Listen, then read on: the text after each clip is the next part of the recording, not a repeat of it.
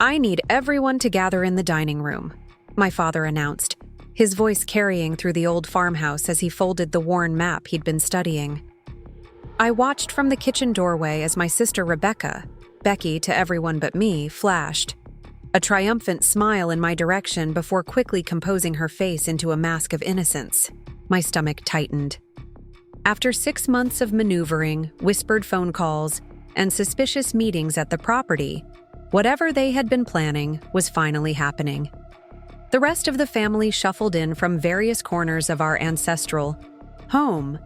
My mother with flour-dusted hands, Aunt Patricia still clutching her gardening shears, Uncle Jim with reading glasses perched on his forehead. The Johnson family reunion always brought everyone back to the farmhouse, but this year's gathering felt different. There was an undercurrent, something electric and uneasy that had been building since I arrived 3 days ago. "Now that we're all here," my father began, spreading the large property map across the antique dining table, "I've made some decisions about the family land." He glanced at Becky, who nodded encouragingly. "As you all know, my father, your grandfather, left the entire 120 acres to me with the understanding that it would eventually pass to the next generation. I've been thinking long and hard about the fairest way to handle this." I met my mother's eyes across the table. She looked away quickly, focusing intently on smoothing a non-existent wrinkle from the tablecloth. She knew what was coming. They all did. "The land will be divided," my father continued, his finger tracing imaginary lines across the map.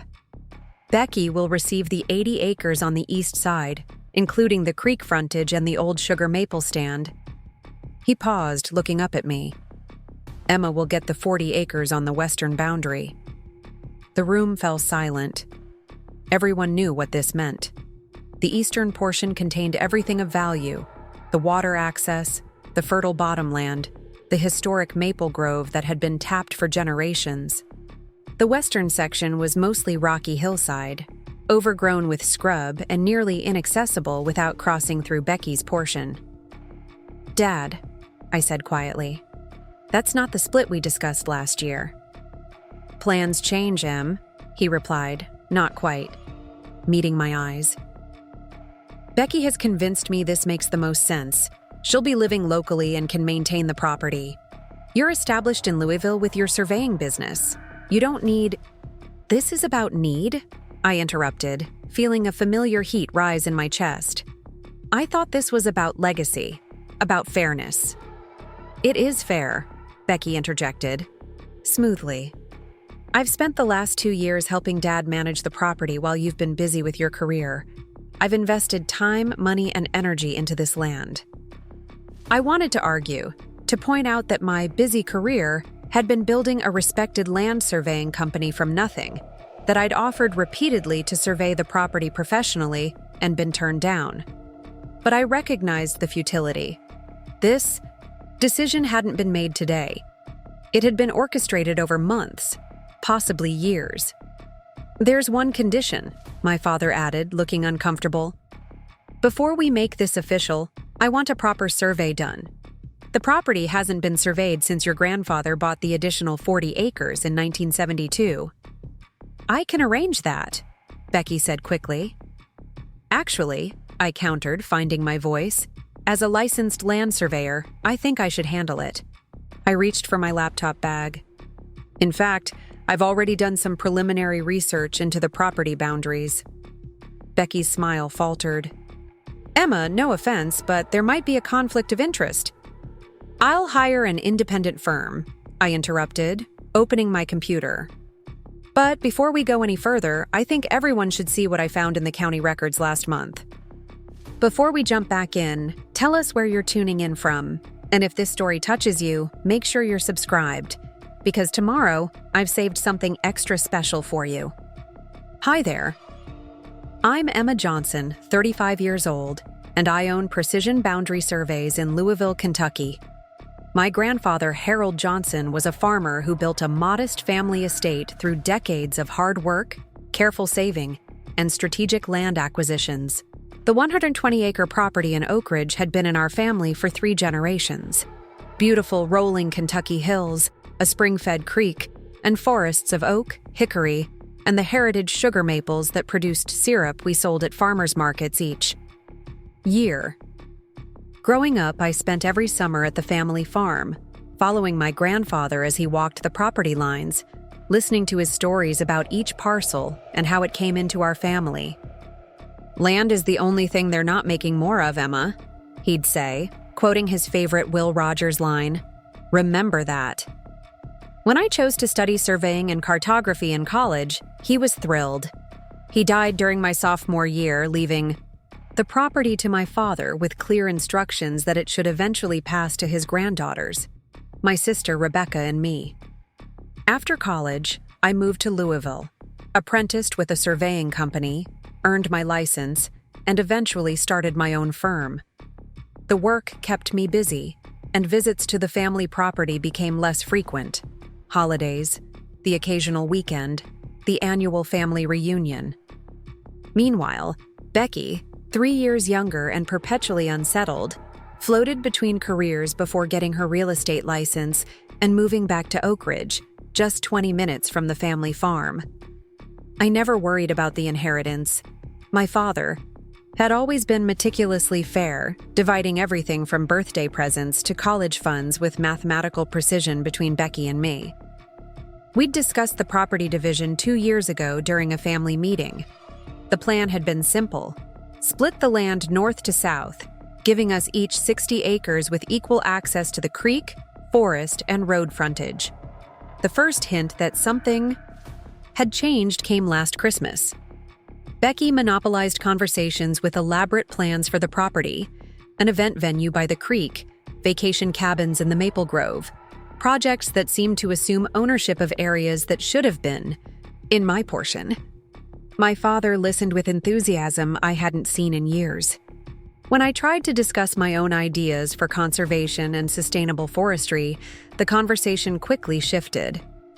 "Becky's been such a help with the property taxes," my mother mentioned casually as we washed dishes.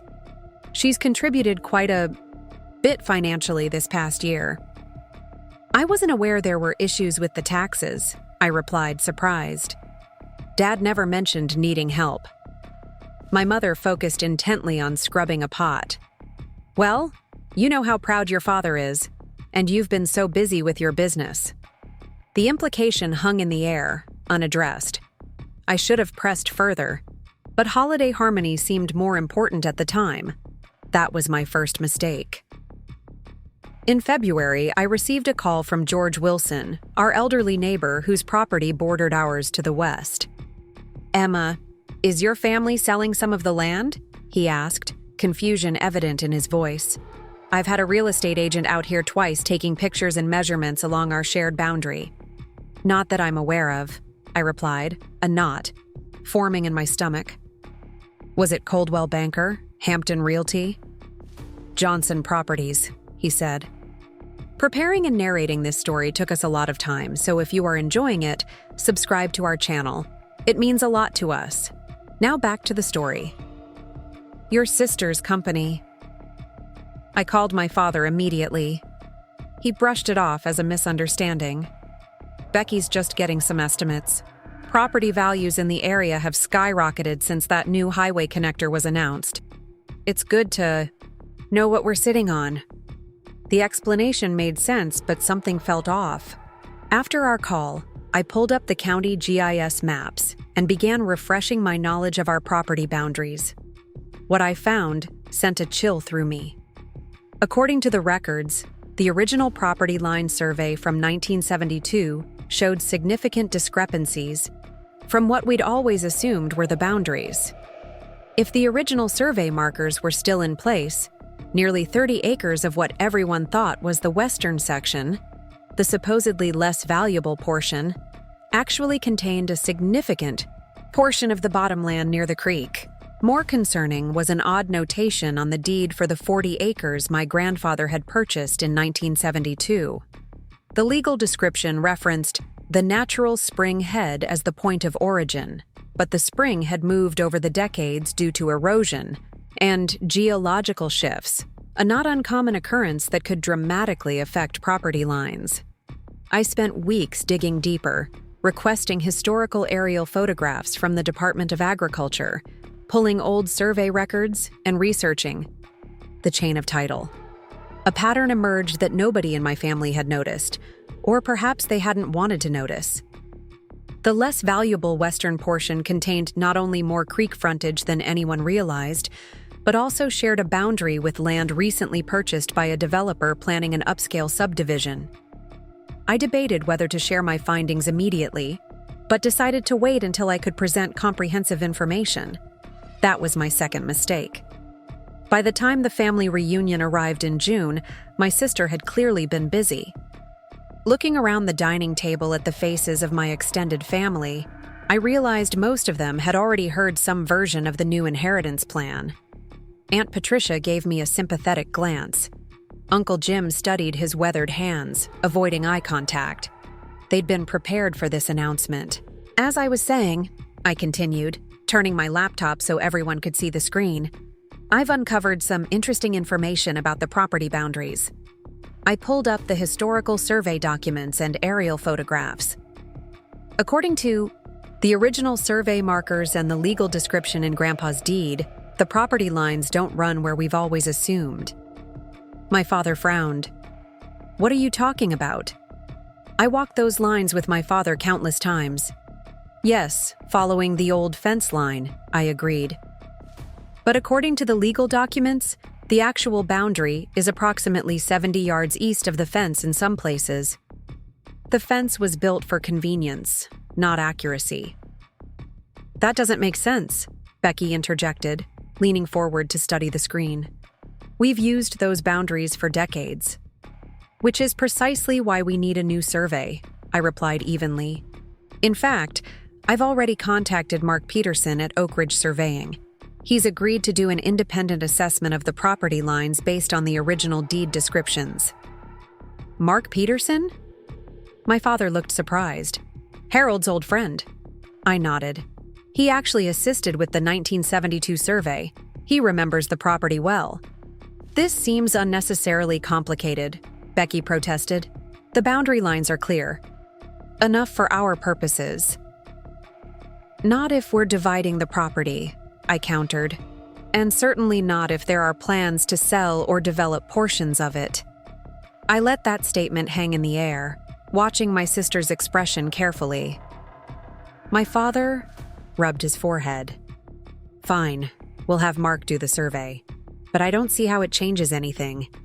The division I proposed stands regardless of a few yards here or there. I think we should wait to make any decisions until after the survey, I suggested.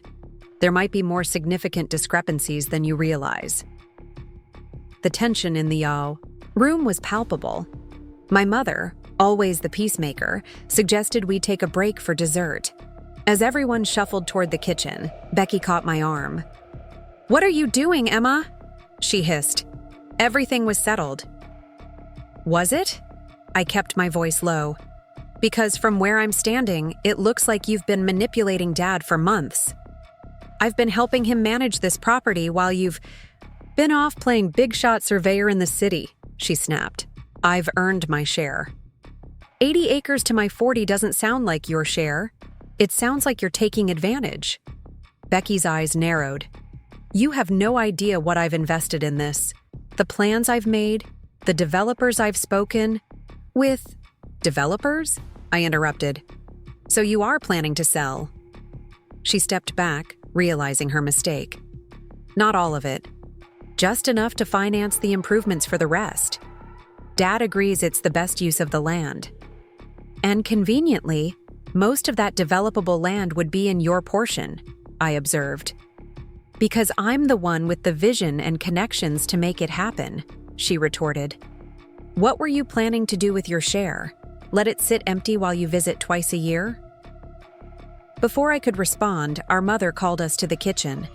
As we joined the others for apple pie and coffee, I noticed my father watching us with a troubled expression. For the first time, I wondered if he was having second thoughts. The next morning, I called Mark Peterson and arranged for the survey to begin immediately. To my surprise, my father insisted on being present for the entire process. I want to understand exactly what's going on with my property, he said firmly when I suggested he didn't need to stand in the summer heat all day. Your grandfather trusted me with this land. I need to make sure I'm honoring that trust. Becky, too, decided to participate, arriving each morning in inappropriately pristine outfits that were mud-splattered by lunchtime. Her presence made the work tense, especially when Mark began placing stakes that clearly contradicted the boundaries she'd been counting on. This can't be right, she protested on the second day, as Mark's assistant hammered a stake along the creek nearly 100 yards east of where she'd expected the line to run. The creek has always been the dividing line between the east and west sections. According to what documentation? Mark asked mildly, checking his GPS unit. The meets and bounds description in the 1972 deed references permanent monuments, not the creek, which has shifted its course over time. But everyone knows. In surveying, Ms. Johnson, Mark interrupted, what everyone knows doesn't count for much. What matters is what's documented in the legal record. I suppressed a smile at Becky's frustrated expression. By the third day of the survey, a new property map was taking shape. One significantly different from what my family had assumed for generations. The most valuable sections of the land weren't neatly contained in the eastern portion, as Becky had led my father to believe. Instead, they were distributed more evenly across the property, with some of the best bottomland falling within what would have been my lesser 40 acres. More significantly, Mark discovered something when researching the chain of title that even I had missed. The 40 acres my grandfather purchased in 1972 weren't just an addition to the original family farm. They were a strategic acquisition. A small corner of that parcel contained access to county water and sewer lines that had been extended to service a development that never materialized. Those utilities terminated just inside what would have been my portion of the property, a detail that would significantly increase the development value of that land. Did you know about this? I asked my father as we stood looking at the water. Access point, now marked with a bright orange stake. He shook his head slowly. Your grandfather mentioned something about future-proofing the property, but I thought he was talking about the timber stand. He looked troubled. Becky never mentioned this in any of our discussions. Would it have changed your decision about the division? I asked carefully. He didn't answer immediately, watching as Mark and his team took measurements nearby. Let's wait until the survey is complete, he finally said. I want to see the whole picture. It took a week to complete the survey. Mark was thorough, uncovering old markers buried beneath decades of soil accumulation, comparing historical photographs with current topography, and meticulously documenting every boundary according to the legal descriptions. When he was finished, he invited us to his office to review the results.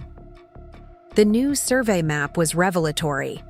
Not only were the boundaries significantly different from what we'd always assumed, but the distribution of valuable features, creek frontage, road access, developable land, was almost exactly equal between the eastern and western portions of the property. If anything, the western section, which my father had assigned to me, contained slightly more developable acreage due to the utility access. This changes everything, my father said quietly, studying the map. Becky, who had been unusually silent throughout the presentation, suddenly spoke up. This survey is based on outdated descriptions, she argued. Property lines change over time through usage patterns and verbal agreements between owners. Not legally, they don't, Mark replied firmly. Unless those changes are documented and recorded, the original deed descriptions stand. Dad, Becky turned to our father, we've discussed this for months. We had a plan. This technicality. I shouldn't change anything. My father's expression hardened. Technicality? Becky, this is a legal survey based on the actual boundaries of our property. If you've been making plans based on incorrect assumptions about what land you'd be receiving. Not assumptions, she snapped. Promises. Your promises. made. Without all the facts, he countered. Facts you should have helped uncover, given your real estate background. He turned to me. Emma, you mentioned you found these discrepancies in public records. Why didn't Becky find the same information during her research? I hesitated, not wanting to directly accuse my sister. The information was there for anyone who looked thoroughly, I said carefully. The original surveys, the deed descriptions, the utility easements, they're all in the county records. Mark cleared his throat. If I might add something, he said, unfolding another document. When I was researching the chain of title, I discovered that someone requested copies of the property records 3 months ago. He slid a form across the table. They paid for extensive research into the development potential of the western section. The form bore the letterhead of Johnson Properties, Becky's company. My father picked up the document, his face darkening as he read. You knew, he said, looking at my sister. You knew about the actual boundaries, the utility access, all of it. Becky's composure cracked. So what if I did? I've spent 2 years laying groundwork for developing this property while Emma was nowhere to be found. I deserve the best portions. So you deliberately misled me about the value and features of the land to get a larger share? My father's voice was dangerously quiet. I was strategic, she insisted. Businesslike. Emma wouldn't know what to do with developable land anyway. She's all about conservation and sustainable forestry. She mimicked my voice with the last words. That was Grandpa's vision too, I reminded her. Selective timber harvesting, maple syrup production, protecting the watershed, not carving it, up for the highest bidder. Grandpa's vision doesn't pay property taxes, Becky shot back. Or fund your retirement, she added, looking at our father. My father shook his head. Your grandfather left this land debt-free with a maintenance fund that will cover property taxes for the next decade. I never needed financial help. That was just another story you invented to position yourself as the responsible daughter. The room fell silent as the full extent of Becky's manipulations became clear. When she spoke again, her voice was brittle. So what happens now? My father stood up, gathering the survey maps. Now I make a new decision based on accurate information. He looked between us. And on character. 2 days later, he called the entire family together once again. As we gathered around the dining table, the new survey map replaced the old, inaccurate one he'd used for his original announcement. I owe everyone an apology, he began. I made decisions about the family property based on incomplete, and in some cases deliberately misleading, information. He didn't look at Becky as he said this, but everyone knew who he meant. This new survey has clarified not just the actual boundaries of our land, but also helped clarify my thinking about its future. He outlined a new plan. The property would still be divided, but along different lines. I would receive 60 acres, including half the creek frontage, the maple grove, and the utility access point. Becky would receive 30 acres on the eastern boundary. The remaining 30 acres surrounding the farmhouse would be placed in a family trust. The trust land will remain undeveloped, he explained. It will provide buffer zones to protect the creek watershed, preserve wildlife corridors, and maintain the character of the property as your grandfather wished. Both Emma and Becky will have inputs on its management, but neither will have unilateral development rights. Becky stood up, face flushed. This is punishment, she accused. You're punishing me for being proactive about the property's potential. No, my father replied calmly. I'm protecting our family legacy from exploitation. You're still receiving valuable land, Becky. What you've lost is the opportunity to develop portions that should remain protected. And if I contest this? She challenged. My father smiled thinly. You're welcome to challenge the new survey in court. But since it was conducted by the same surveyor who helped establish the original boundaries and is based on the legal documents your grandfather filed, I doubt you'll find much success. Becky stormed out, followed by an uncomfortable silence. Gradually, conversations resumed as family members studied the new map, discussed the trust concept, and offered suggestions for the property's future. Throughout it all, I remained quiet, processing the unexpected outcome.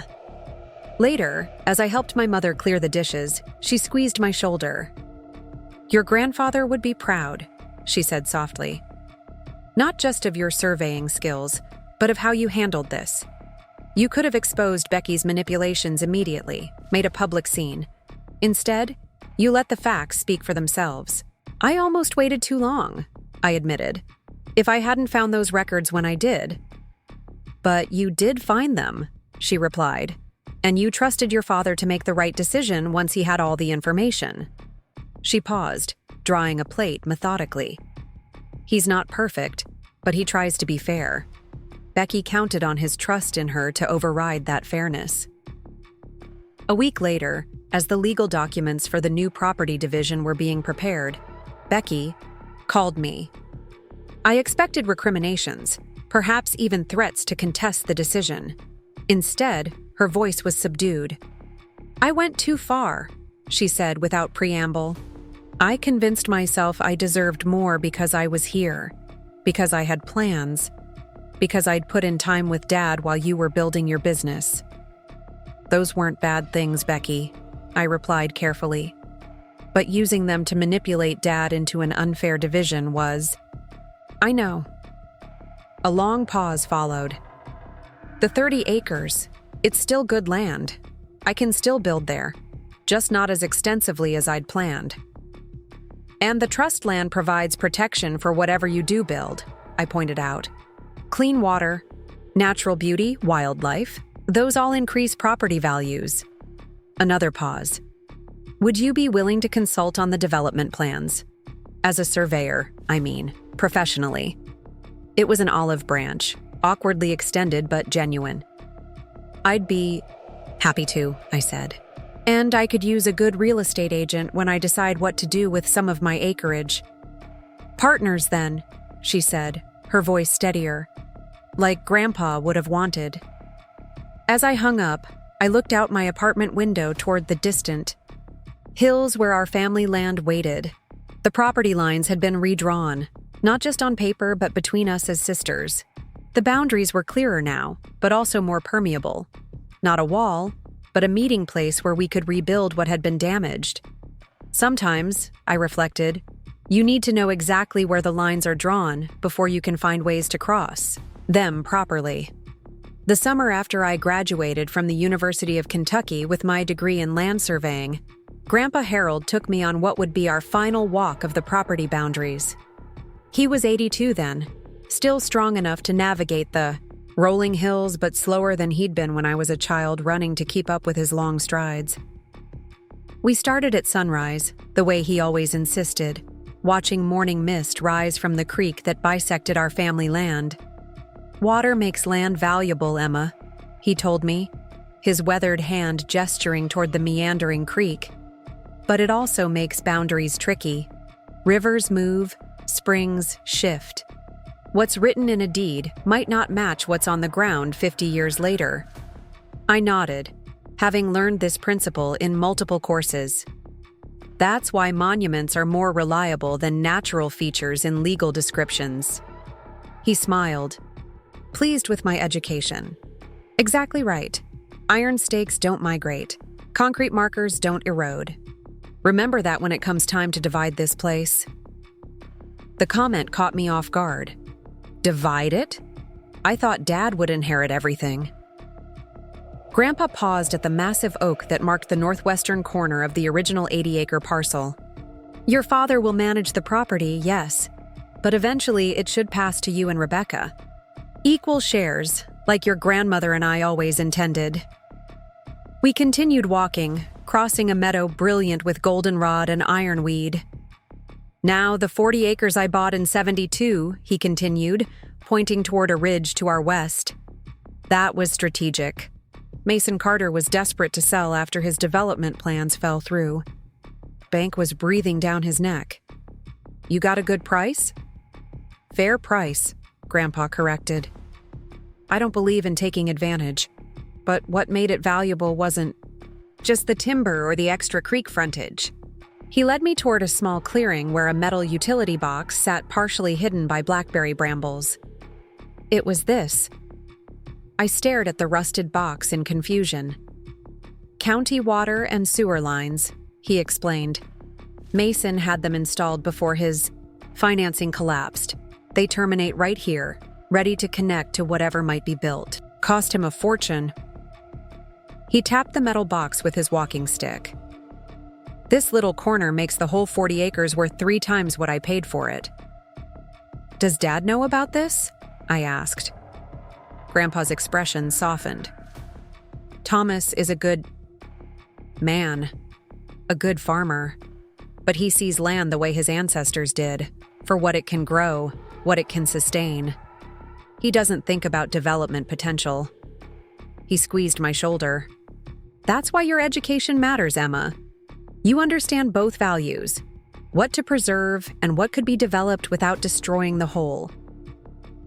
That conversation echoed in my mind now as I stood in Mark Peterson's office, watching my father absorb the implications of the new survey. The property lines that had seemed so fixed in our family's understanding were actually fluid, misinterpreted, and, as Becky's actions revealed, deliberately misrepresented. The drive back to the farmhouse was silent, my father gripping the steering wheel while Becky stared out the passenger window.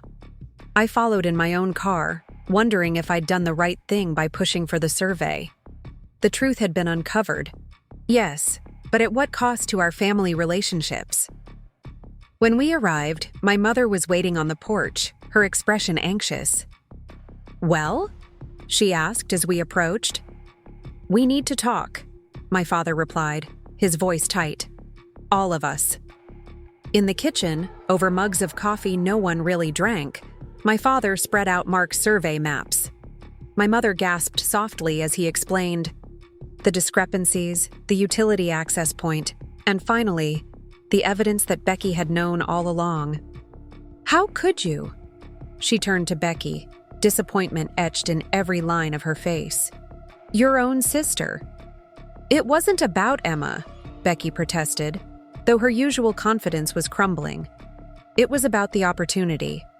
Collier Development has been looking for land with existing utility access in this area for years. They're offering premium prices. We could have... We? My father interrupted. Or you.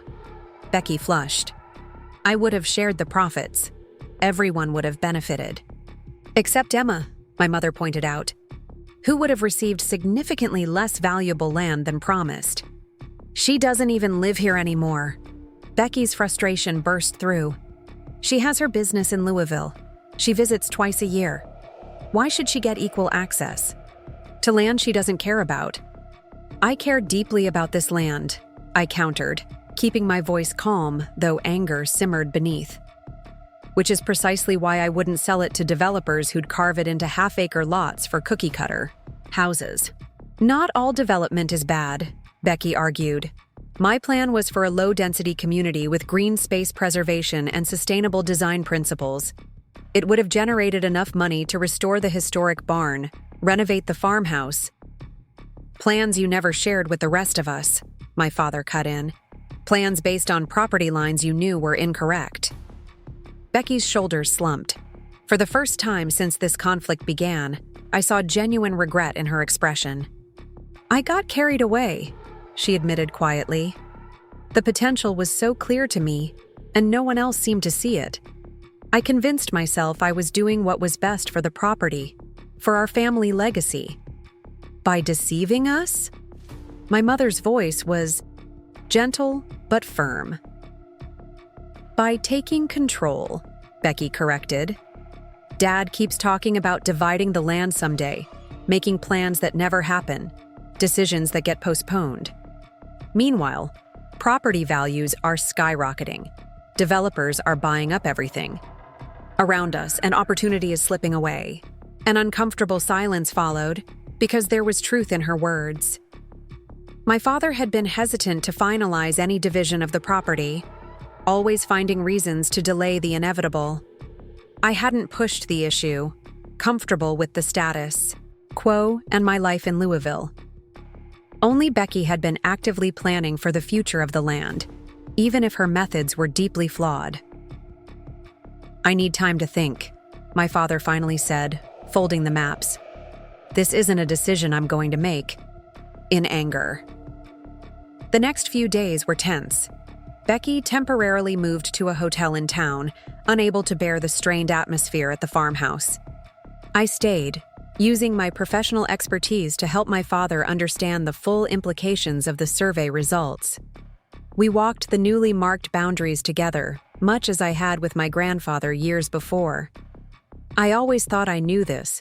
Land like the back of my hand," he remarked as we crested the hill overlooking the creek valley. "Turns out I didn't even know where it ended and began." "Boundaries are tricky," I offered.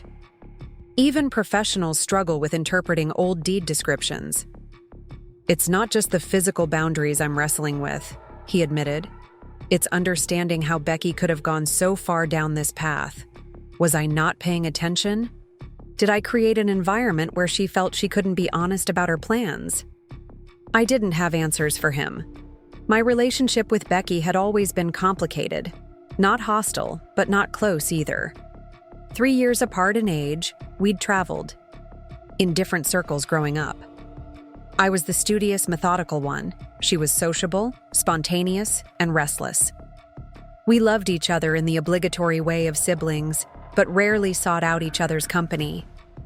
On the third evening after the survey revelation, I found myself alone in the farmhouse kitchen, everyone else having gone to bed. I was studying the property maps again when I heard the crunch of tires on gravel. Through the window, I saw Becky's car pull up, headlights illuminating the oak tree by the drive before going dark. She sat in the car for several minutes before finally emerging. I went to the back door and stepped onto the porch. "It's late," I called softly, not wanting to wake our parents. Becky startled, then relaxed when she saw me. "Couldn't sleep at the hotel," she explained, climbing the steps. "Too used to country quiet, I guess." I held the door open for her. "There's leftover meatloaf if you're hungry." She shook her head, but followed me inside. We sat across from each other at the kitchen table, the survey maps between us like contested territory. "You must hate me," she finally said. "I don't hate you." It was true, I realized. What I felt was more complex than hatred: disappointment, hurt, confusion, and underneath it all, a flicker of admiration for her ambition, misguided as it was. "I just don't understand why you didn't come to me directly. We could have worked together on a development plan that preserved what mattered." "Would you have listened?" she challenged. "You've always been so certain about what's best for this land, so aligned with Grandpa's vision. There wasn't room for my ideas." "You never tried to share them," I pointed out. "I did once, 3 years ago when I first got my real estate license. I mentioned the possibility of developing the Eastern Ridge, just 5 acres, not even visible from the main property. You lectured me for 20 minutes about watershed protection and habitat fragmentation." I winced, the memory returning. I was pretty self-righteous, wasn't I? Just a bit. A ghost of a smile crossed her face. Still, manipulating Dad, hiding information about the boundaries, that went way beyond reasonable. "I know." She traced a property line on the map with her finger. I started with small omissions, then bigger ones. Each step made the next one easier. By the time I realized how far I'd gone, it seemed impossible to back up and tell the truth. We sat in silence for a moment, the old clock on the wall marking time with soft ticks. "What would you have done with your portion if Dad had gone through with the original division?" I asked. Truthfully. Becky hesitated, then reached for her bag. She pulled out a folder and slid it across the table. "See for yourself." Inside was a detailed prospectus for Willow Creek Estates, a development that would have covered the entire eastern portion of the property, exactly the land she'd convinced our father to allocate to her. The plans showed clustered homes on small lots with large swaths of preserved green space, including the entire creek corridor maintained as a natural area. This is actually thoughtful, I admitted, turning pages. You preserved the most ecologically sensitive areas. I worked with an environmental planner, she said. I'm not the nature-hating developer you think I am. I just see this land differently than you do. I continued reviewing the plans.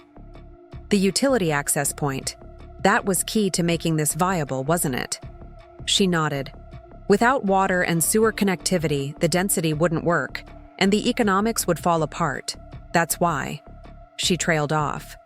That's why you tried to make sure that portion was in your share, I finished for her. Yes. And why you didn't want the property properly surveyed. You knew the utility access might actually fall in what would be my portion. She looked away. I told myself you wouldn't notice, or if you did, you wouldn't understand its significance. Because I'm just a surveyor, not a real estate genius? I couldn't keep the edge from my voice. Because you've never shown interest in development, she corrected. Your passion has always been preservation. Another silence fell between us. Through the window, the moon illuminated the old maple grove where we'd played as children, building forts and collecting sap with our grandfather. We both love this land, I said finally. We just love different things about it. Maybe there's room for both visions, Becky suggested carefully. Not exactly what I planned, but something that honors what matters to each of us. Maybe, I agreed. But first, we need to rebuild Dad's trust, and mine. She nodded soberly. I know. I'm sorry, Emma. Truly. For the first time since this conflict began, I believed her. The next morning, I found my father at the kitchen table, coffee in hand, staring at the survey maps I'd left spread out. He looked up as I entered, his expression thoughtful. Becky came back last night, I said, pouring myself coffee. He nodded. Your mother made up her bed. She was still sleeping when we came down. I took a deep breath. She showed me her development plans. His eyebrows rose. And? They're actually not terrible, I admitted. She preserved the creek corridor, clustered the housing to minimize impact. It's not what I would choose, but it shows she was thinking about environmental concerns, at least somewhat. My father sipped his coffee. Your grandfather used to say that land has many values: timber, water, wildlife, beauty, potential. The trick is finding the balance that honors them all. He gestured to the chair across from him. Sit with me. I want to show you something. I joined him at the table. He pulled a yellowed envelope from his shirt pocket and carefully extracted a handwritten letter. Your grandfather wrote this the week before he died, he explained. I was supposed to open it when I felt it was time to divide the property between you and Becky. Why didn't you share it sooner? I asked. He smiled ruefully. Because I wasn't ready to let go. This land has been central to my identity for so long. Dividing it felt like dividing myself. He smoothed the letter on the table. But recent events have made it clear that delaying has only created problems. He began to read aloud. Dear Thomas, by the time you read this, I'll have been gone a while. I trust you've cared for the Johnson land as I taught you, with respect for what it provides and what it could become. Now it's time to look to the next generation. Emma and Rebecca are different as night and day, but each has strengths the land will need. Emma sees boundaries, systems, the interconnectedness of things. Rebecca sees opportunities, possibilities, the future taking shape. Neither perspective is complete on its own. When the time comes to divide the property, remember this. The most valuable inheritance isn't the land itself, but what it teaches us about stewardship, family, and compromise. Don't just split acres. Create a legacy of cooperation. The land. At the creek bend, the maple grove, and the utility access at the western boundary, these are the jewels of the property. Neither girl should have all three or none. Balance their shares so each has something precious and something with potential. Most importantly, set aside a portion, I suggest the land surrounding the old farmhouse, to remain in trust for future generations. Some places shouldn't belong to any one person, but should be held collectively, binding the family together even as individual acres are developed, sold, or changed. You've been a faithful steward, son. Now help Emma and Rebecca learn to be the same, each in her own way. With love and confidence, Dad. My father refolded the letter carefully. I should have shared this years ago. It might have prevented what's happened. Before I could respond, Becky's voice came from the doorway. Is that from Grandpa? She entered the kitchen, still in pajamas, hair tousled from sleep. My father nodded and held out the letter to her. She read it silently, tears forming in her eyes.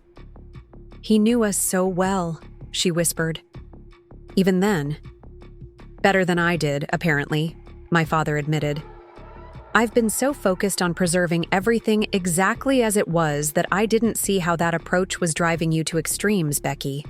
And Emma, I didn't fully appreciate how your professional expertise could help us make better decisions about the property's future. From the stove where she'd been quietly making breakfast, my mother spoke up. So what happens now? My father stood, surveying the property maps with new purpose. Now we honor Harold's wishes. We create a division that balances preservation with potential that gives each of you something precious and something to develop, and that sets aside a portion for the family's collective future. Over the next week, the three of us, my father, Becky, and I, worked to craft a new plan for the Johnson property. We spent days walking the land, consulting the survey, and discussing possibilities. My mother joined occasionally, offering perspective when emotions ran high or compromise seemed distant. The plan that emerged honored my grandfather's vision, while acknowledging current realities. I would receive 50 acres that included half the creek frontage and the historic maple grove, with the understanding that these areas would be preserved through conservation easements. Becky would receive 40 acres including the eastern ridge, perfect for limited development, and a section of bottomland with agricultural potential. The remaining 30 acres surrounding the farmhouse would be placed in a family trust, accessible to all but protected from individual development or sale. Most significantly, the utility access point, that small but crucial corner of the property, would be jointly owned and managed. Any development requiring those utilities would need approval from both of us, ensuring cooperation rather than competition. This won't be easy, my father cautioned as we finalized the boundaries. You two will have to communicate, compromise, sometimes yield to each other's vision. Like a real family, my mother added with a smile. When my father presented the new plan to the extended family at a specially called gathering, the reception was cautiously positive. Aunt Patricia, always the family historian, noted that this approach mirrored how the original Johnson homesteaders had managed their land, sections for individual use balanced with commons for shared benefit. Your grandfather would approve, she told us. He believed in progress, but never at the expense of what matters most. After the presentation, as family members clustered around the maps discussing details, Becky pulled me aside onto the porch. I've been thinking about the utility access, she said. What if we used it for something that serves both our interests? Not a full subdivision like I planned, but maybe a small cluster of eco-friendly vacation cabins? We could market them to Louisville families looking for weekend getaways. I considered the idea. That could work. Limited development, low environmental impact, income generation without destroying the character of the property. We could use local timber from selective harvesting on your portion for the construction, she continued, enthusiasm building. Showcase sustainable forestry practices while creating something marketable. A demonstration project, I mused, something that honors both conservation and development potential. Partners? She extended her hand tentatively. I took it, feeling the first genuine connection with my sister in years.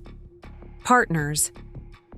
The formal property division took 3 months to complete, with surveys filed, deeds recorded, and legal agreements established for the shared portions. Throughout the process, I split my time between Louisville and Oak Ridge, balancing my surveying business with the needs of our family project. Becky proved surprisingly amenable to compromise, scaling back her development ambitions in favor of quality over quantity.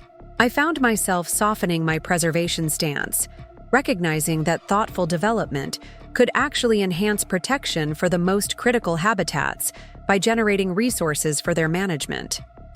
One evening in late September, as we walked the newly marked property line between our respective portions, Becky stopped at the massive oak that had long served as a boundary marker. "You know what I regret most?" she asked, running her hand over the rough bark. "Not the manipulation or the lies, though those were bad enough. It's the time wasted." "What do you mean?" "We could have been working together all along," she explained. "Your surveying expertise, my real estate knowledge, Dad's farming experience, we make a good team when we're not at odds." I nodded, understanding perfectly. "It's not too late." "No," she agreed, "it's not." As the sun set behind the ridge, casting long shadows across land that had sustained our family for generations, I felt a sense of rightness settle over me. The boundaries that defined our property were now clear, accurately marked, and legally recorded. But the boundaries between sister and sister, between conservation and development, between past and future, those had become more permeable, more open to crossing. My grandfather had understood something fundamental about land and family. Both require clear boundaries to function well, but both die without connections that cross those boundaries, bringing nourishment from one side to the other. The Johnson land would change in the coming years. Parts would remain as they had been for generations, the creek flowing clear, the maples producing sap each spring, the meadows blooming with native wildflowers. Other sections would transform, thoughtful construction rising from carefully prepared sites, new paths winding through selectively harvested woodlands, visitors coming to experience the beauty we'd always known. But the heart of the property, the farmhouse and the 30 acres surrounding it, would remain a constant, a gathering place for family celebrations, a repository of shared memories, a physical reminder that what we held in common was as important as what we owned individually. As twilight deepened and the first stars appeared, Becky and I turned toward the farmhouse, its windows glowing with welcoming light. Our parents waited on the porch, silhouettes against the warm interior. "Race you," Becky said suddenly, a mischievous smile spreading across her face. Before I could respond, she was off, running across the field as she had when we were children, heedless of the uneven ground, propelled by the pure joy of movement. I followed, feeling years of tension fall away with each stride. By the time we reached the porch, breathless and laughing, I understood that the most important boundary had already been recrossed, the one between estrangement and family. "What's gotten into you two?" our father asked, amused by our childish exuberance. "Just remembering something," I replied, exchanging a glance with Becky. "That some boundaries are meant to be crossed," she finished. Our father nodded, understanding more than we realized. "Your grandfather would be proud," he said softly, "of both of you." And in that moment, on land that had sustained our family for generations and would continue to do so in ways we were only beginning to imagine, I felt the truth of his words settle into my heart. The survey had revealed more than property lines. It had uncovered a path forward, together. The morning after we agreed to the new property division plan, I woke before sunrise, a habit inherited from my grandfather. The farmhouse was quiet, my parents and Becky still asleep. I dressed quickly and slipped outside, drawn to the land and the gentle light of dawn. A fine mist hovered above the creek, transforming the familiar landscape into something ethereal and mysterious. A reminder that even places we think we know completely can reveal new aspects of themselves. I followed the path down to the creek, where Mark Peterson had placed survey stakes marking the true boundary. The previous evening's conversation with Becky had left me contemplative, aware that we were entering uncharted territory in our relationship. Working together would require a level of trust neither of us had fully extended to the other before. At the creek's edge, I sat on a flat rock where generations of Johnsons had fished, contemplated, and made decisions. The water flowed steadily, carving its own boundaries through the landscape, occasionally shifting course but always finding a path forward. For the first time since discovering Becky's deception, I allowed myself to fully consider her perspective.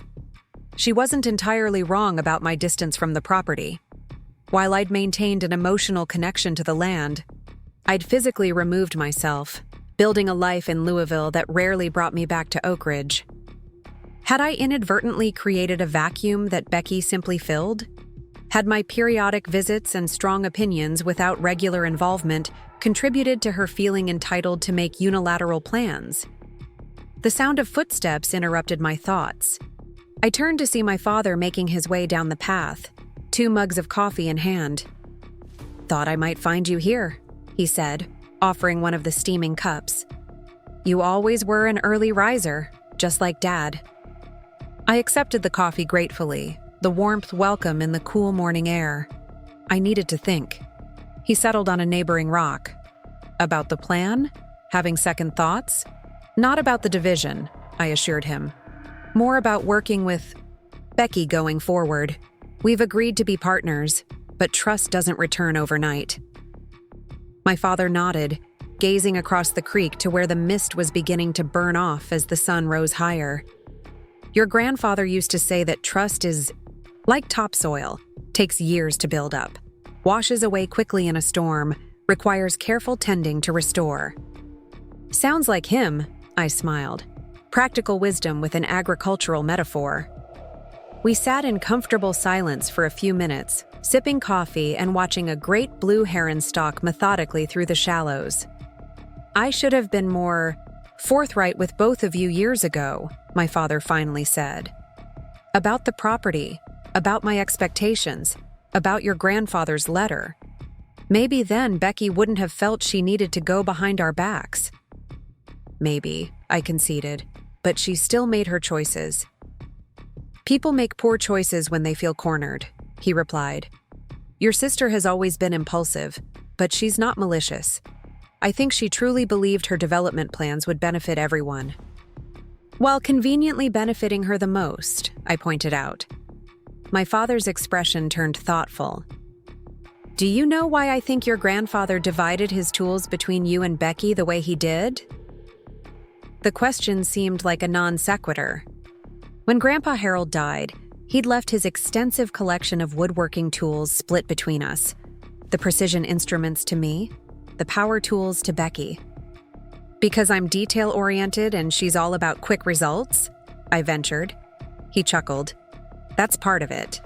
But he also understood you both needed what the other had. You needed some of Becky's boldness, her willingness to make big moves.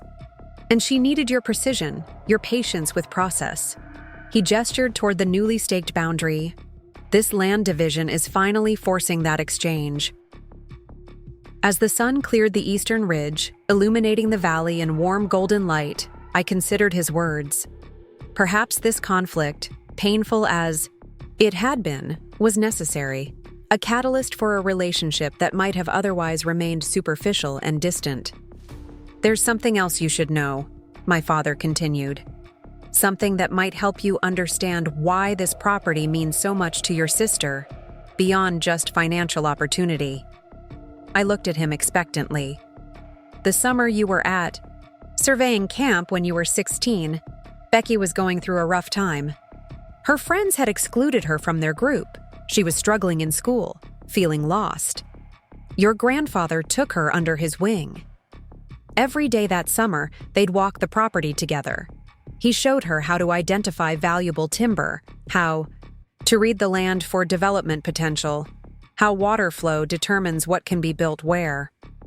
This was news to me.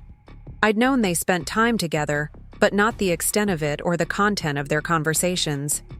He told her she had good instincts for seeing what land could become, my father continued, that while you understood how to measure and map what existed, she had a gift for envisioning what might exist in the future. He called you his present steward, and her his future steward. A knot formed in my throat. All these years I'd assumed I was the grandchild who had the special connection to the land because of my professional choice. I'd never considered that Becky might have her own meaningful relationship with both the property and our grandfather. She never mentioned any of this, I said quietly. Would you have listened if she had? The question echoed Becky's from our late-night conversation. Before I could answer, we heard more footsteps on the path. Becky appeared, also carrying coffee, looking surprised to find us both there. Family meeting at the creek? She asked, approaching cautiously. Just enjoying the morning, my father replied, standing. I should head back up to the house. Your mother's making her special pancakes for breakfast. He squeezed my shoulder as he passed.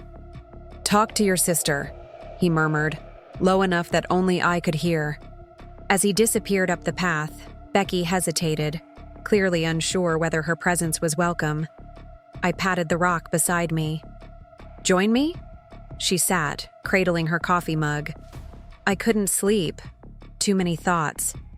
Same, I admitted. Dad was just telling me about the summer you spent with Grandpa, learning about the property. Surprise flickered across her face. Oh, that. Why didn't you ever tell me about those conversations, about Grandpa calling you his future steward? She shrugged, tracing patterns in the condensation on her mug. You were always the favorite grandchild, the one following in his professional footsteps.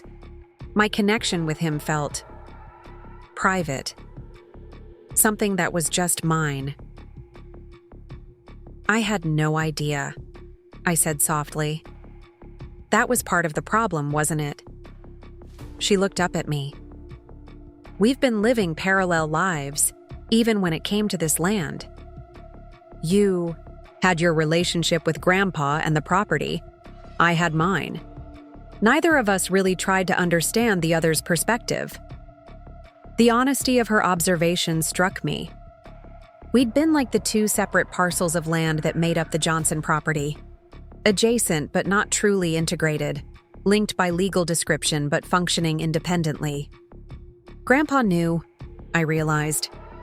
That's why his letter emphasized that neither of us should have all the valuable features, or none of them.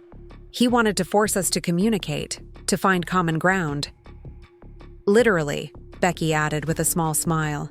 For the first time, I felt a genuine connection forming between us as adults, not just as sisters bound by blood and childhood memories.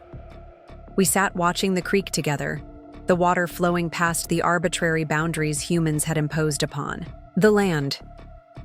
So what happens now? Becky finally asked. Practically speaking, we have a plan on paper, but how do we move forward day to day? It was a fair question.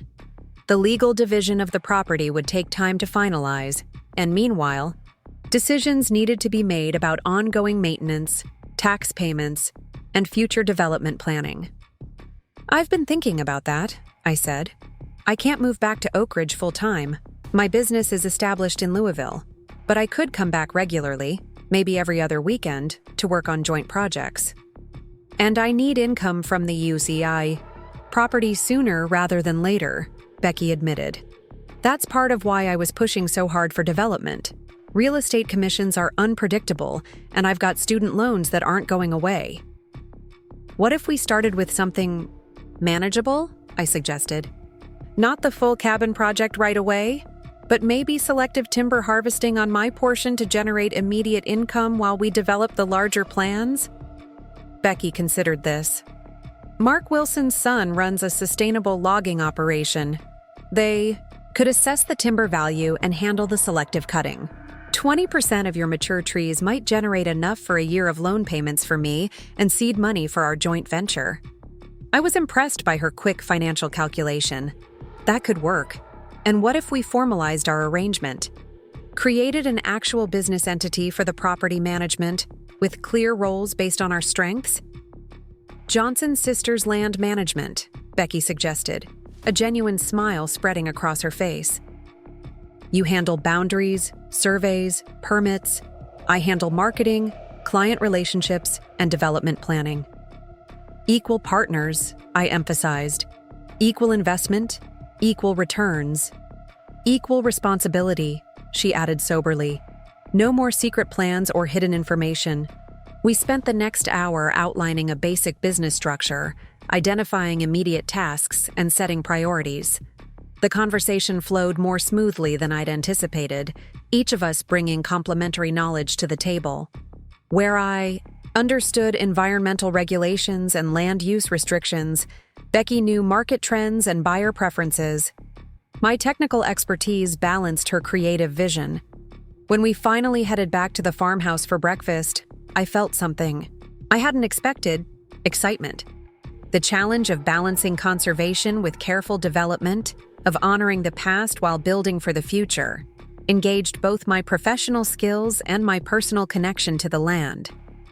Over my mother's blueberry pancakes, we presented our initial business concept to our parents.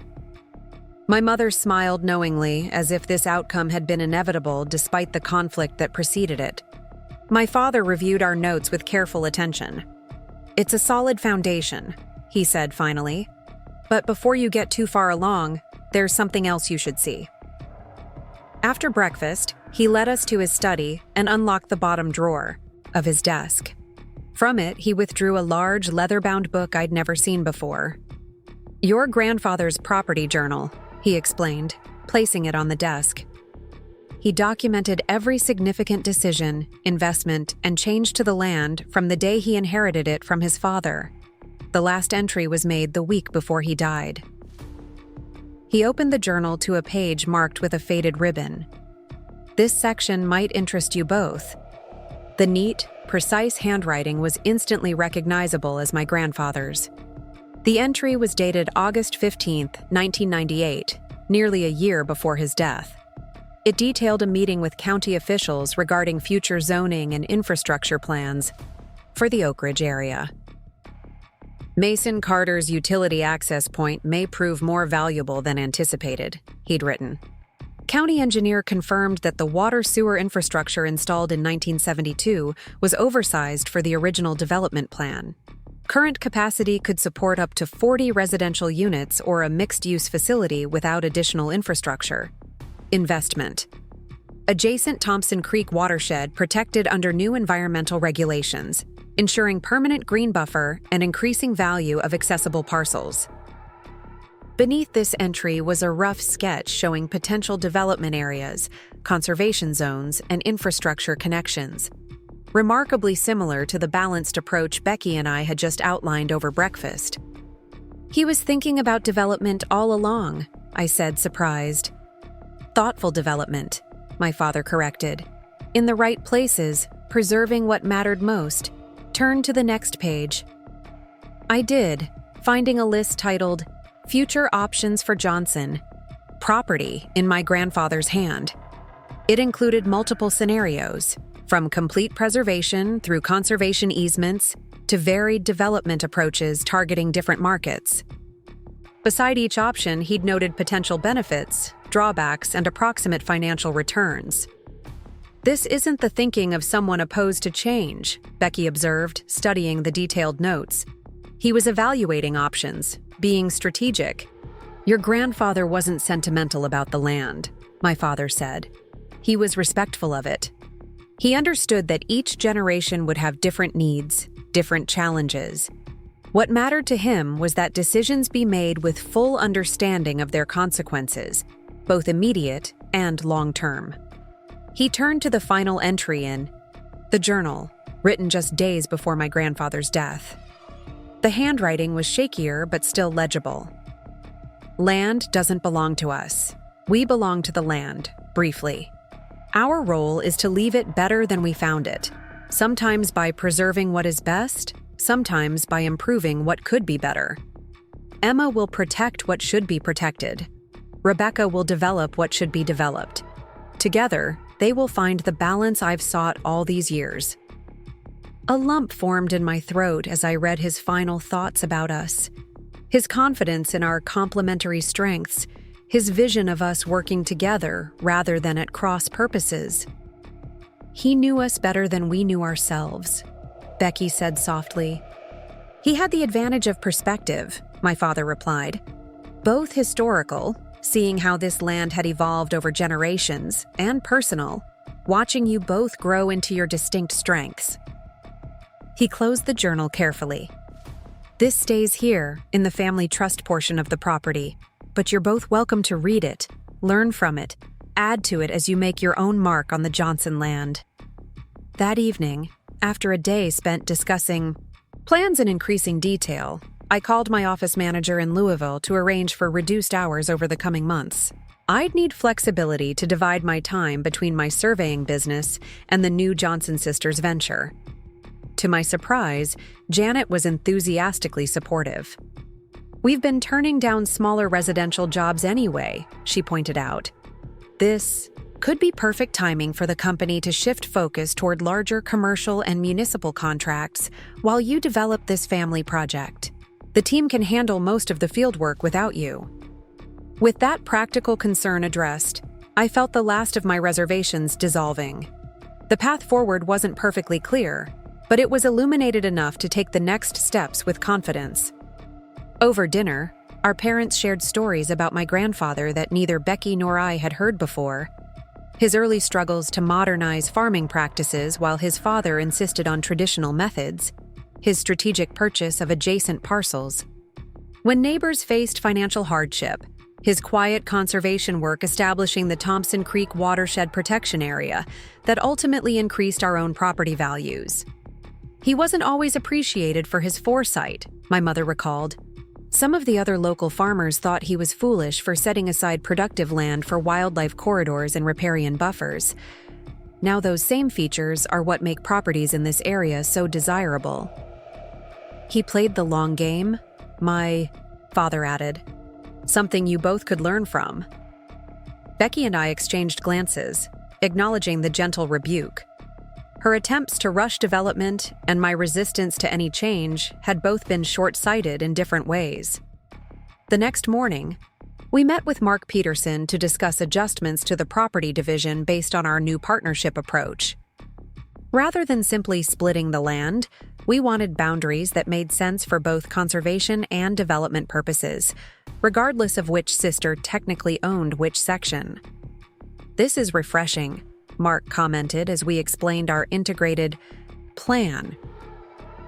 Usually, when I'm surveying family property divisions, people are fighting over every inch. You two are actually optimizing for the land itself rather than individual gain. We're still protecting our individual interests, Becky clarified, just recognizing that they're best served through cooperation. Mark nodded approvingly. That's exactly how your grandfather approached things. He was always thinking about how each piece of the property related to the whole. With Mark's guidance, we refined the boundary lines to better align with natural features, placing conservation areas where they would most effectively protect water quality and wildlife movement, and development zones where they would have minimal ecological impact while maximizing market value. By mid-afternoon, we had a revised survey map that would guide the legal property division. 50 acres would still be mine, 40 would be Becky's, and 30 would remain in the family trust. But the boundaries now flowed with the land, rather than imposing artificial straight lines upon it. Most importantly, the division created complementary parcels that would function best when managed with a unified vision. I'll file these with the county recorder tomorrow, Mark said, rolling up the finalized maps. You'll need to work with your attorney on the operating agreement for the joint management areas, but the property boundaries themselves are solidly established. As he drove away, Becky turned to me. It's really happening, isn't it? After All these years of uncertainty. It is, I agreed. Are you nervous? She hesitated. A little. This is different from what I originally planned. More collaborative, less autonomous. I'm not used to having a business partner. Neither am I admitted. My surveying company has always been just me making the decisions, setting the direction. We'll probably drive each other crazy sometimes, she predicted with a small smile. Probably, I agreed. But Grandpa seemed to think it would be worth it. Later that afternoon, I called David Cohen, the family attorney who had handled my grandfather's estate, to discuss the legal framework for our new arrangement. He listened carefully as I explained the property division and our plans for joint management of certain areas. This is more complex than a simple property split, he observed. You'll need a comprehensive operating agreement for the shared areas, liability protections, decision-making protocols, dispute resolution mechanisms. Can you draft something for us? I asked. I can, but I'd need to represent the family trust interests, he replied. You and Rebecca should each have independent counsel review the agreement to ensure your individual interests are protected. It was a sobering reminder that despite our newfound cooperation, Becky and I still had separate financial and legal concerns that needed protection. Trust was developing, but prudent business practices remained essential. When I shared this conversation with Becky, she suggested a practical approach. What if we each write up what we think the operating agreement should include, compare notes, find the common ground and points of difference, then take that to our respective attorneys? Might save time and money. It was a sensible suggestion.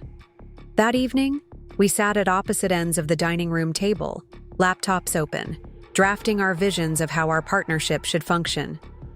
Occasionally, one of us would ask a question or think aloud about a particular point, but mostly we worked in focused silence.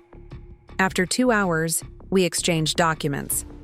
I was pleasantly surprised to find that our drafts aligned on most major points: equal decision-making authority, transparent financial reporting, regular partnership meetings, reinvestment of initial profits into property improvements.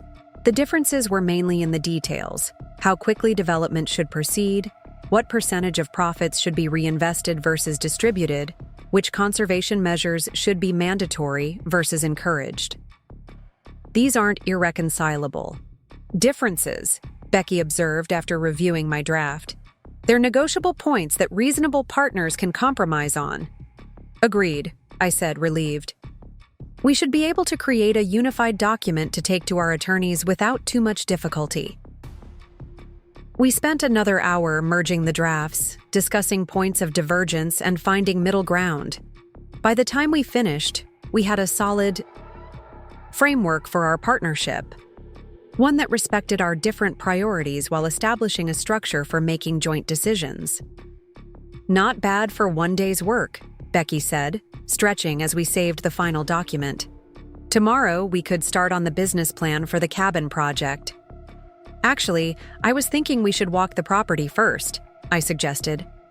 Really look at it together with fresh eyes, not as my side and your side, but as an integrated whole with different zones for different purposes. She nodded thoughtfully. That makes sense. See the land as it actually is, not just as lines on a survey. As the next morning dawned clear and crisp, perfect weather for a property walk. We started at the farmhouse, which would remain in the family trust, and worked our way outward, covering nearly all 120 acres over the course of the day. I carried a GPS unit to mark interesting features. Becky took photographs and made notes on her tablet. As we walked, our complementary perspectives came into sharper focus, where I noticed erosion concerns, watershed dynamics, and boundary markers. Becky identified market opportunities, aesthetic viewpoints, and practical building sites. Together, we began developing a more nuanced understanding of the property's potential than either of us had achieved independently. At the utility access point that had been such a contentious focus earlier, we paused to consider options. The small clearing was unremarkable looking, just a metal utility box partially hidden by vegetation, but its development value was significant. "What if we don't use this for the cabin project at all?" Becky suggested unexpectedly. "What if we reserve it for something with broader community benefit?" I looked at her in surprise. "Like what?" She gestured toward the surrounding woods. "Grandpa was involved in local conservation efforts, right? What if we created an environmental education center here? Small scale, focused on sustainable land management practices. The very things Grandpa valued. We could host school groups, community workshops, demonstrate both conservation and responsible development approaches." The idea was unexpected but intriguing. The utility access would support the necessary facilities without major infrastructure investment, I noted. And it would serve as a buffer between any future development and the protected watershed areas. Plus, it could generate revenue through program fees while establishing our commitment to balanced land management, Becky added. "It's the kind of project that might attract grants or partner organizations to help with startup costs." I studied my sister with new appreciation. Her thinking had evolved from purely profit-driven development to something more nuanced, still economically viable but with broader community and environmental benefits. "I like it," I said simply. Her face lit up. "Really? You're not just humoring me?" "Really. It's a good idea. Creative, practical, and aligned with Grandpa's values. It honors both the past and the future of this land." The pleasure in her expression at my approval made me realize how rarely I'd offered genuine support for her ideas in the past. Too often, I'd been quick to critique, to find flaws, to assert my own perspective as the more valid one. No wonder she'd eventually stopped sharing her thoughts with me and turned to more clandestine methods to pursue her vision. As we continued our walk, the education center concept expanded and evolved through our conversation. By the time we returned to the farmhouse late that afternoon, tired but energized, we had the outline of a project that excited us both, something neither of us would have conceived of independently. Over dinner, we shared the idea with our parents. My father listened with growing interest, occasionally asking clarifying questions about logistics or funding approaches. My mother, who had worked as a teacher before retirement, was immediately enthusiastic about the educational possibilities. "This is exactly the kind of project that honors your grandfather's legacy," she said warmly. "Using the land to teach others about responsible stewardship." "And it could be the cornerstone of your partnership," my father added. "A tangible demonstration of your combined vision before you move on to other development projects." That night, sitting on the farmhouse porch watching fireflies emerge in the gathering dusk, I felt a sense of rightness settle over me. The path forward wasn't what I'd expected when I first discovered Becky's manipulation. It was something better, more challenging, more collaborative, more aligned with the true potential of both the land and our relationship as sisters. Becky joined me on the porch, offering a glass of our father's homemade blackberry wine. "To new beginnings," she said, raising her glass. "To honoring the past while building the future," I countered, touching my glass to hers. As darkness fell over the Johnson property, I thought about boundaries, those visible on survey maps and those invisible between people. Both kinds were necessary, defining where one thing ended and another began. But both were also permeable, allowing exchange, connection, and mutual support across the dividing lines. The true value of our inheritance wasn't just in the acres, or the timber, or the development potential. It was in the opportunity to transform our relationship, to build something together that neither of us could create alone. The survey results that had initially exposed deception had ultimately revealed a path toward authentic collaboration. A gift neither Becky nor I had anticipated, but one that might prove more valuable than the land itself. The following Monday, I returned to Louisville to manage my surveying business, while Becky began researching what we'd need to establish the Environmental Education Center. We agreed to daily phone calls and weekend meetings at the farm to maintain momentum. What had begun as a property dispute had evolved into an ambitious joint venture that would require careful planning, professional expertise, and significant investment, both financial and personal. At the office, my team was curious about my distracted demeanor and sudden interest in environmental education facilities. I hadn't shared the details of the family conflict with them, only that I was working on a property division at my family's farm. Now I gathered them for a proper explanation. I need to be transparent about some changes, I began, standing before my small staff of 6, 3 field surveyors, a CAD technician, an office manager, and a part-time bookkeeper. My family situation has evolved into a business opportunity that will require a portion of my time and attention over the next year. I outlined the education center concept, explaining how it connected to my grandfather's legacy and my professional expertise.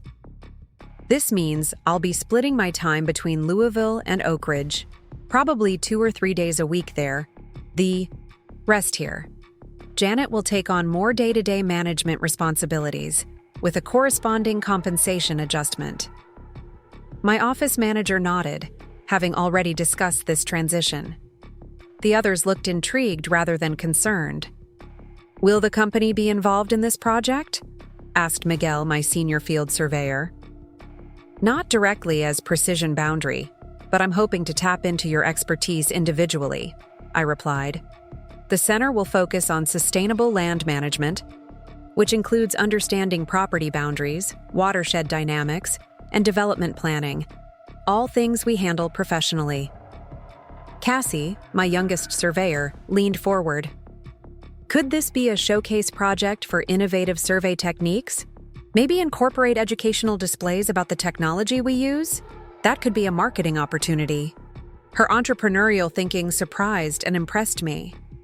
"That's an excellent idea.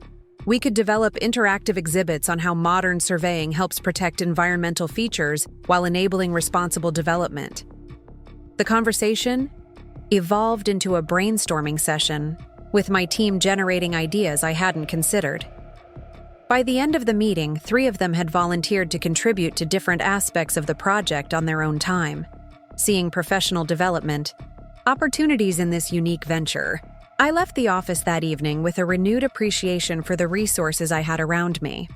My surveying career hadn't just built a business, it had connected me with talented people who could help transform the Johnson property vision into reality. That night, I called Becky to share the team's enthusiastic response. "They're actually excited about being involved," I told her. Cassie suggested using the center to showcase modern surveying technologies as educational exhibits. "That's perfect," Becky replied, her voice animated. "I've been talking with the Oak Ridge Community Foundation today. They might have grant funding available for educational initiatives, especially ones with environmental and historical components. Having professional surveyors involved strengthens our application." "The historical angle is interesting," I mused. "We could incorporate Grandpa's story, how his approach to land management evolved over time." "Exactly what I was thinking," she agreed. "I found some old photographs in the attic yesterday, aerial views of the property from the 1950s, 60s, and 80s. They show how the landscape changed as Grandpa implemented his conservation ideas. They'd make a compelling visual timeline." Our conversation flowed easily, each of us building on the other's thoughts. The antagonism that had characterized our interactions just weeks ago had transformed into productive collaboration, our different perspectives now complementary rather than conflicting. "I've scheduled meetings with 3 local architects next week," Becky continued. "Firms that specialize in sustainable design. Would you be able to come down for those?" "I can make Tuesday and Wednesday work," I replied, mentally rearranging my calendar. "I'll need to be here Monday for a client meeting and Thursday for a deposition in a boundary dispute case." "Perfect. I'll schedule the most promising candidates for those days." As we finished our call, I felt a twinge of something unexpected. I was actually looking forward to working with my sister. The person who had attempted to manipulate our father and claim more than her fair share of the inheritance was now a valued partner in creating something meaningful.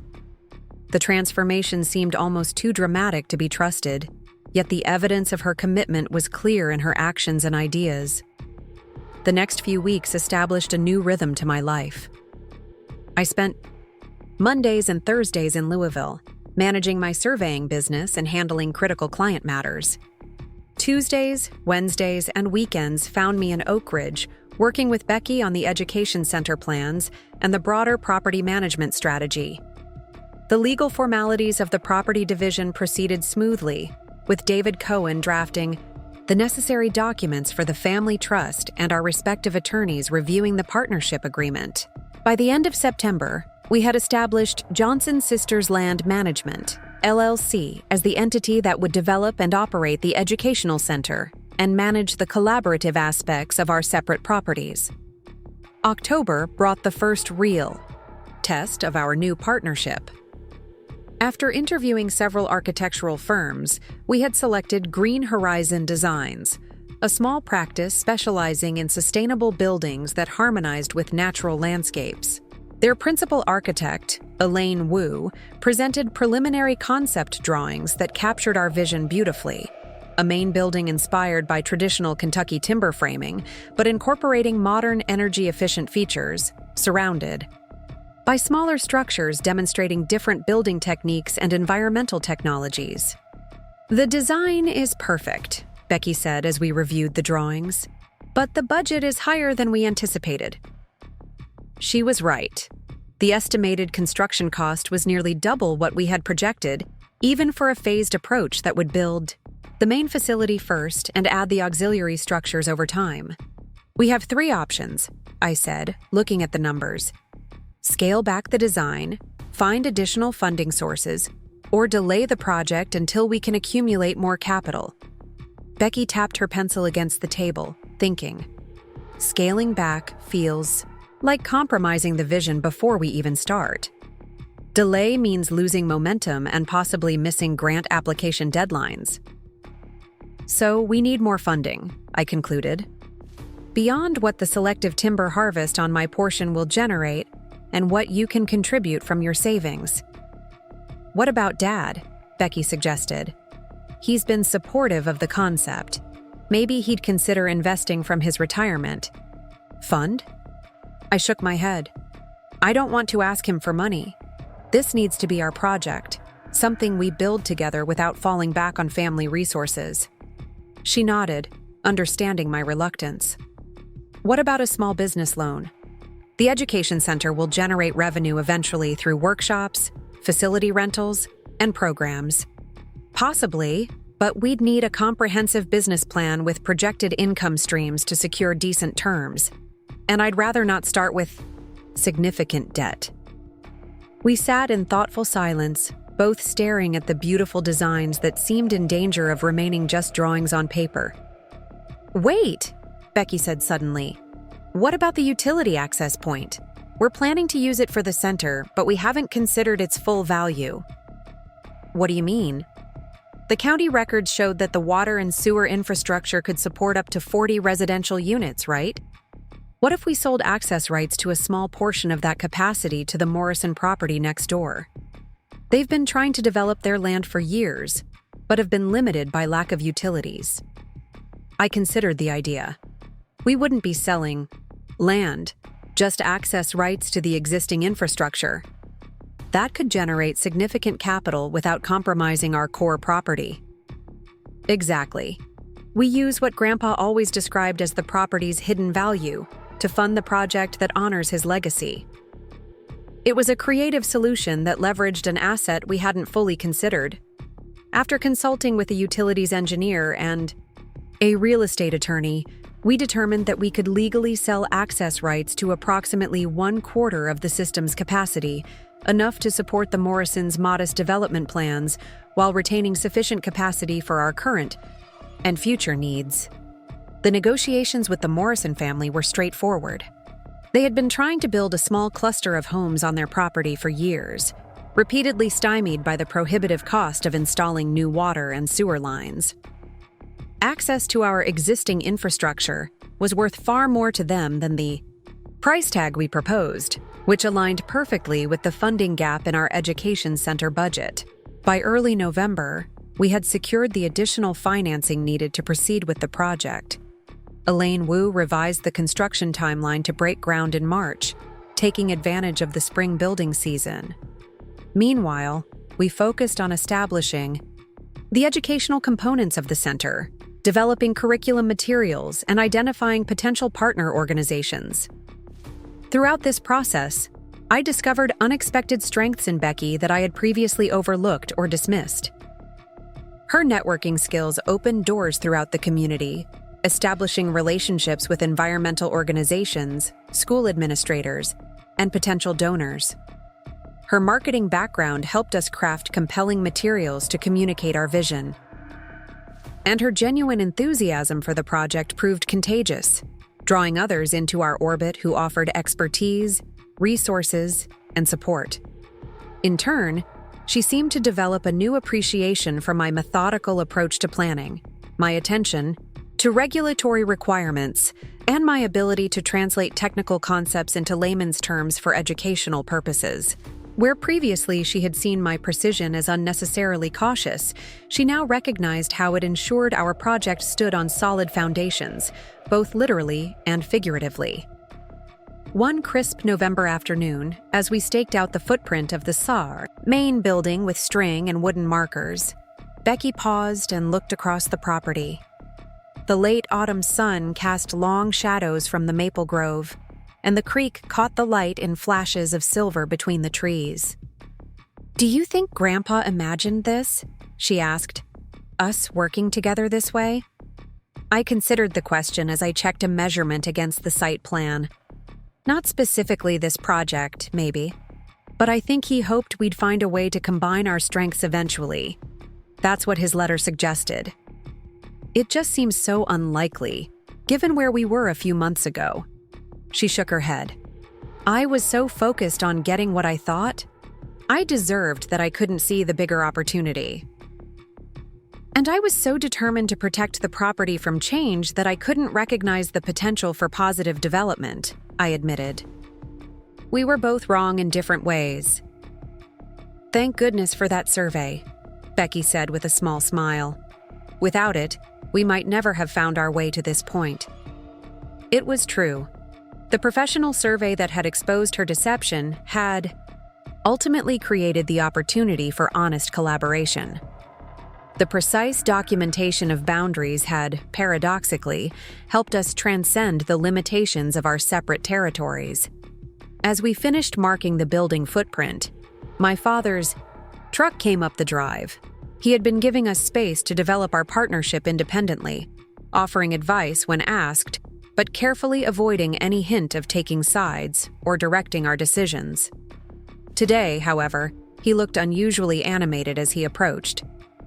I've got something to show you both, he called, waving a large envelope. Found it this morning while cleaning out the old storage room. We gathered around the tailgate of his truck as he carefully extracted a large yellow document. It was a hand-drawn master plan for the Johnson property, dated 1985 and signed by my grandfather. I'd forgotten all about this, my father said, smoothing the brittle paper. Your grandfather commissioned it from a land planner friend of his at UK, a 30-year vision for the property. The plan was remarkably detailed, showing areas designated for different uses: sustainable forestry, wildlife habitat, potential building sites, and, most surprisingly, an area marked educational facility in almost exactly the location we had chosen for our center. He envisioned something like this decades ago, I said, amazed at the foresight. Harold was always ahead of his time, my father replied. He understood that preserving land didn't have to mean leaving it untouched. It meant making thoughtful choices about how it could serve multiple purposes across generations. Becky traced the outline of the educational facility with her finger. The footprint is different from our design, but the concept is the same: a place where people could learn about balanced land management. He talked about it sometimes, my father said, especially after you, Emma, got interested in surveying and mapping. He thought there should be a place where technical knowledge about land, boundaries, topography, soil types, water systems, could be translated for regular folks who needed to make decisions about their own properties. This revelation added another dimension to our project, a direct connection to my grandfather's unrealized vision. We weren't just building something new, we were fulfilling a plan that had been germinating for decades, waiting for the right time and the right combination of skills to bring it to life. May we keep this? I asked, carefully rolling the master plan. We'd like to incorporate it into the center's historical displays. Of course, my father replied. That's why I brought it. It belongs with this project now. As he drove back to the farmhouse, Becky and I returned to our stakeout work with renewed purpose. The day had begun as a routine site preparation task. It had transformed into a profound connection with our grandfather's legacy. We should scan this and overlay it with our current plans, I suggested. See how closely we've aligned with his vision without even knowing it existed. And incorporate elements we might have missed, Becky added. There's a lot of detail here we could build upon. That evening, we spread the master plan across the dining table, using my surveying weights to hold the corners flat. With tracing, paper overlaid, we compared our current design with my grandfather's original concept, noting the similarities and differences. The most striking alignment was the overall philosophy, balancing conservation with education and limited development, using each part of the property for its most appropriate purpose, rather than applying a one-size-fits-all approach. He even anticipated the need for stormwater management systems, I noted, pointing to carefully drawn retention basins. That's forward thinking for 1985. And look at this, Becky said, indicating a series of small structures scattered throughout. The educational area? These seem to be demonstration buildings showing different construction techniques, exactly what we're planning with the auxiliary structures. The more we studied the plan, the more we discovered elements that reinforced or enhanced our current design. By the time we finished, well past midnight, we had identified several features to incorporate: a more extensive trail system connecting key property features, a series of observation platforms at ecologically significant points, and a phased approach to facility development that could expand as programming grew. The next morning, we scheduled a video call with Elaine Wu to discuss integrating these historical elements into the contemporary design. She was fascinated by the connection to my grandfather's original vision. This kind of continuity across generations is rare and valuable, she said, studying the scanned master plan we had sent her. We should make it visible in the architecture itself, perhaps expose the building's structural systems as a teaching tool, showing how traditional timber framing techniques can be combined with modern energy-efficient envelopes. Her enthusiasm matched our own, and the design evolution that followed strengthened rather than complicated the project. By incorporating elements from my grandfather's plan, we actually streamlined certain aspects of the layout, reducing costs in some areas while enhancing functionality in others. As December approached, bringing colder weather and the first dusting of snow to the Johnson property, we reached another milestone in our partnership. The selective timber harvest on my portion of the land was complete, having been conducted with meticulous care by Mark Wilson's son's sustainable forestry operation. The mature trees had been removed with minimal impact on the surrounding forest, creating small openings in the canopy that would allow younger trees to thrive while maintaining the overall forest structure. The harvest generated slightly more income than projected, enough to cover Becky's student loan payments for 18 months, and still provide the seed capital we had earmarked for the education center. More importantly, the process demonstrated how thoughtful resource extraction could coexist with conservation goals, providing a real-world example of the balanced approach we plan to teach at the center. We should document this as our first case study, I suggested as we walked through the harvested area, inspecting the regeneration plan Mark Jr. had implemented. Young seedlings had been planted in the newly opened areas, selected species that would enhance forest diversity and resilience.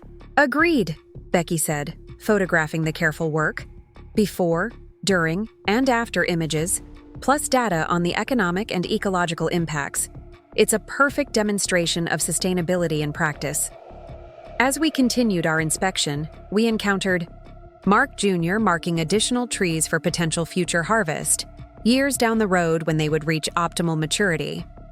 Your grandfather would be proud of this management approach, he told us, adjusting the bright orange tape on a tall oak.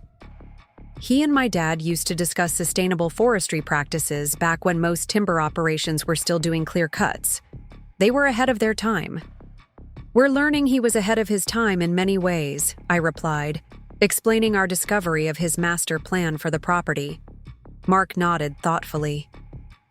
Harold Johnson was always thinking 20, 30 years ahead, while most folks were focused on next season's crop or this year's timber prices. He understood that land management is really about managing time as much as space, making decisions now that will create options rather than limitations for future generations. That perspective, managing time as well as space, resonated deeply with me. As a surveyor, I had always focused on spatial dimensions, on precisely locating and documenting boundaries. But my grandfather's approach, and now our evolving project, incorporated the temporal dimension as well. How decisions flowed through time, creating cascading effects across decades and generations. This realization influenced our approach to the education center's curriculum development. Rather than focusing solely on current best practices in land management, we began designing programs that would help landowners think across time horizons, immediate needs, midterm goals, and long-range legacy planning. We structured workshops around this temporal framework, addressing practical questions like, what can I do this year to improve my land? Alongside deeper considerations like, what do I want this property to become over the next century? As Christmas approached, our father suggested hosting a community open house at the farmhouse to introduce the education center concept to neighbors and local officials. Best to get people involved early, he advised. Build support before you break ground. It was a wise suggestion. The Johnson property was well known in the area, and changes to its use would inevitably generate curiosity and potential concerns. Proactively sharing our vision would help establish goodwill and possibly identify additional resources or partnerships we hadn't considered. We scheduled the event for the Sunday before Christmas, when many families would have relatives visiting who had connections to the area. Becky marshaled her event planning skills, organizing refreshments, preparing informational displays, and ensuring invitations reached key community members. I focused on creating visual materials that would effectively communicate the technical aspects of the project, site plans, architectural renderings, and environmental impact assessments. The day of the open house arrived with perfect winter weather, a light dusting of snow covering the ground, bright sunshine, and temperatures just cold enough to make the crackling fire in the farmhouse living room especially welcoming. We had converted the space into a mini exhibition, with display boards showing the center's design, historical photographs of the property, and interactive maps highlighting different aspects of the planned educational programs. Neighbors began arriving at 2 o'clock, many bringing holiday treats to share despite our assurances that refreshments would be provided. The atmosphere was festive and curious, with guests moving from display to display, asking questions and offering comments.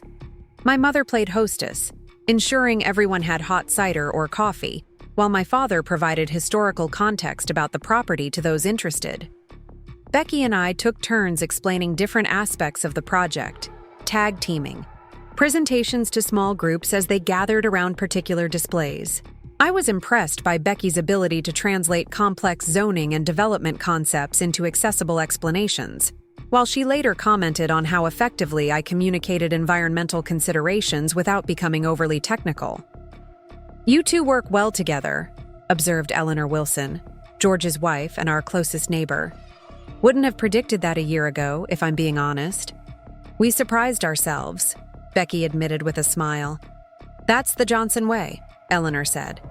Your grandfather and my George were like that too, different as could be in personality, but when they put their heads together on a project, watch out. That's how the Thompson Creek watershed protection got established, you know.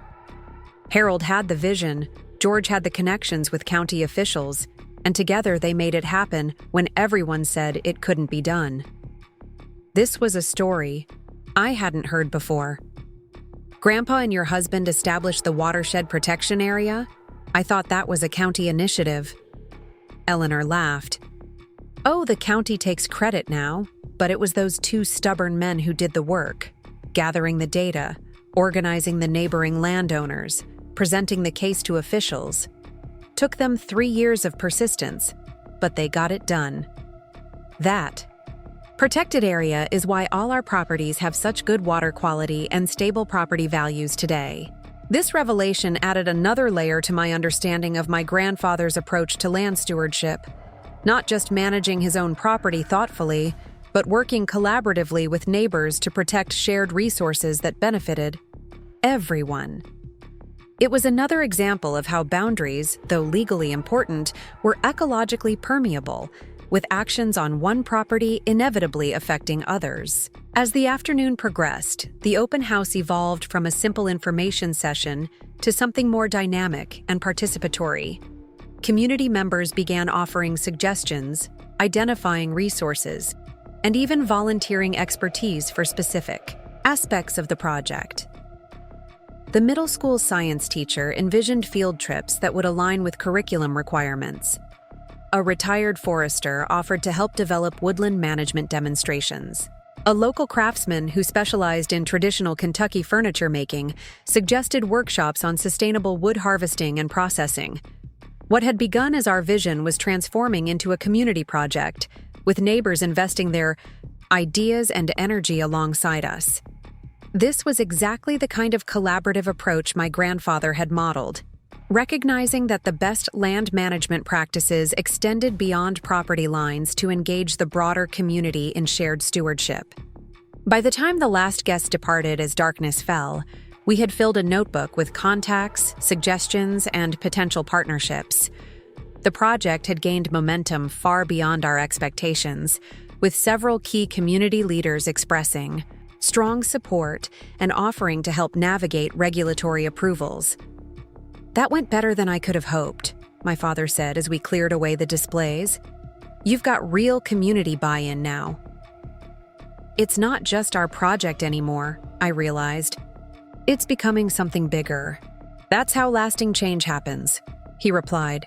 Individual vision expanded through community participation. Your grandfather understood that. Looks like you two have figured it out as well.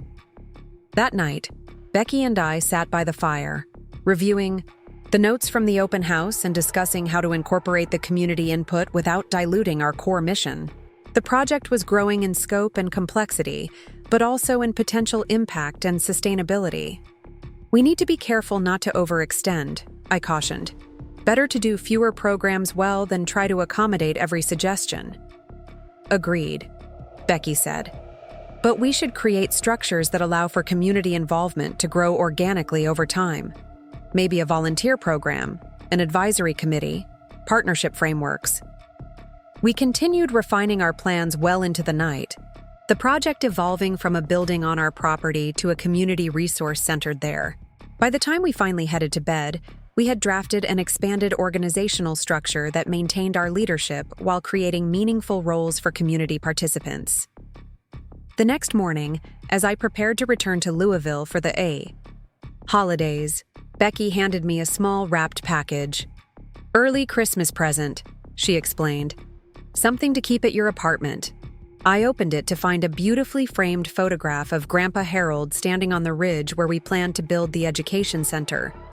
He was looking out over the property, one hand resting on a survey marker, the other gesturing toward the vista before him. I found it in Mom's albums, Becky said. Thought you might like to have it where you can see it when you're away from the farm. The thoughtfulness of the gift touched me deeply. "Thank you," I said simply, not trusting myself to say more without emotion overwhelming my voice. "Partners. Remember what matters to each other," she replied with equal simplicity.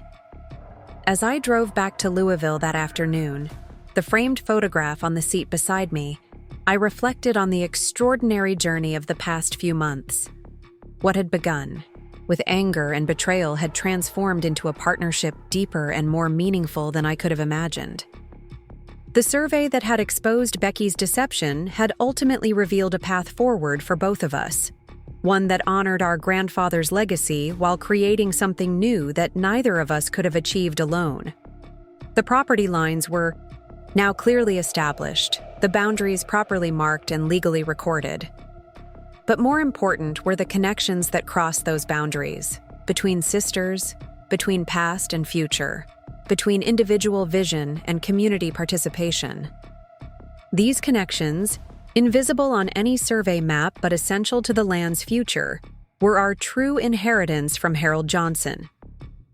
15 months after the survey that changed everything, I stood on the newly constructed observation deck of the Johnson Environmental Education Center, watching the first group of visitors explore the main building. The spring morning was perfect. Dogwoods and redbuds in full bloom, the creek sparkling in the sunlight, and meadow wildflowers creating patches of color across the landscape.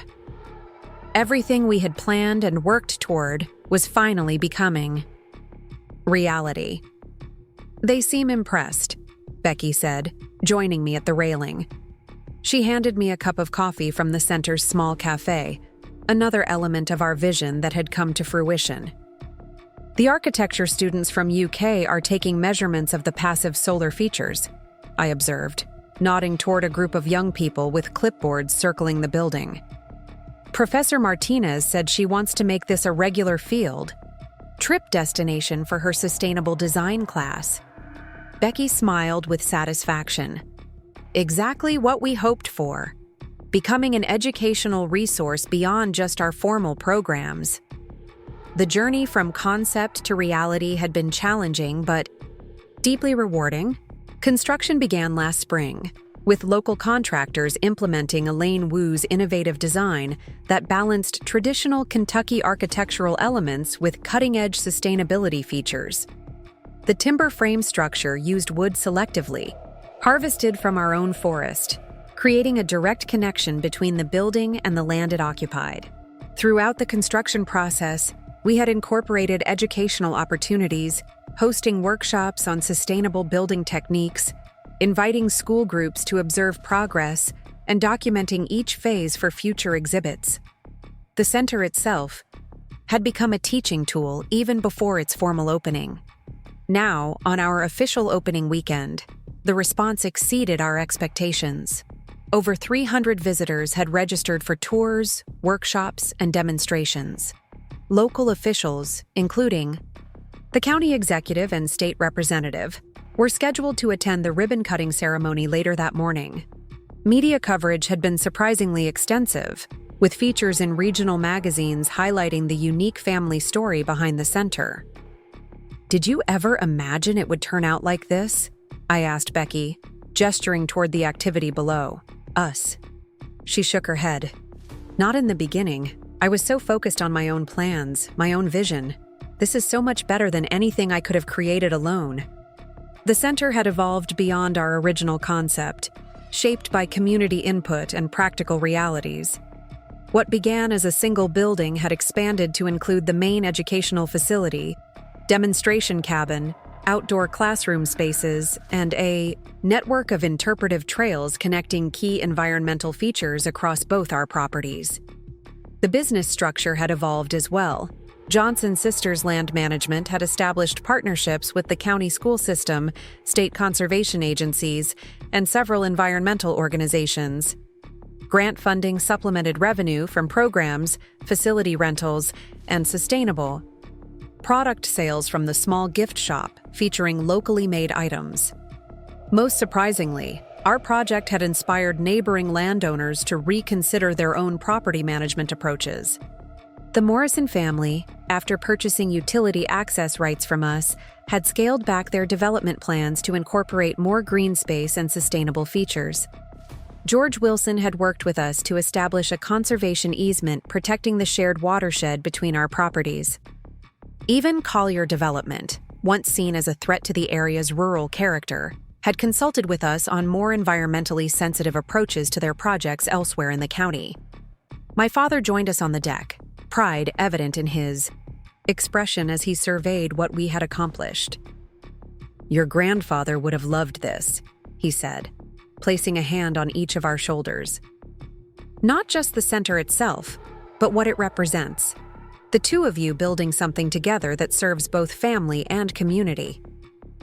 "We couldn't have done it without your support," I acknowledged, "especially in those early days when we were still figuring out how to work together." "All I did was get out of your way," he replied with a chuckle. "Once you two found your common ground, you didn't need my guidance." The announcement system called visitors to gather for the ribbon-cutting ceremony. As we made our way down to the main entrance, I reflected on how profoundly the land survey had altered our path. What began as a tool to expose deception had ultimately revealed a deeper truth: that Becky and I were stronger together than apart, that our different perspectives weren't obstacles but assets when aligned toward a shared purpose. The formal, opening ceremony was brief but meaningful. After acknowledgments and speeches from local officials, Becky and I stood together to cut the ribbon stretched across the center's entrance. As applause erupted from the gathered crowd, my mother stepped forward with a surprise: a bronze plaque to be mounted by the door. The Johnson Environmental Education Center established 2025. Honoring the vision of Harold Johnson, 1917 to 1999. Managing land well means balancing what we take with what we give back, what we change with what we preserve, and what we use today with what we leave for tomorrow. Founded by Emma and Rebecca Johnson, seeing our names together as founders, linked to our grandfather's legacy and words, brought unexpected emotion. The journey from adversaries to partners had transformed not just the land, but our relationship as sisters.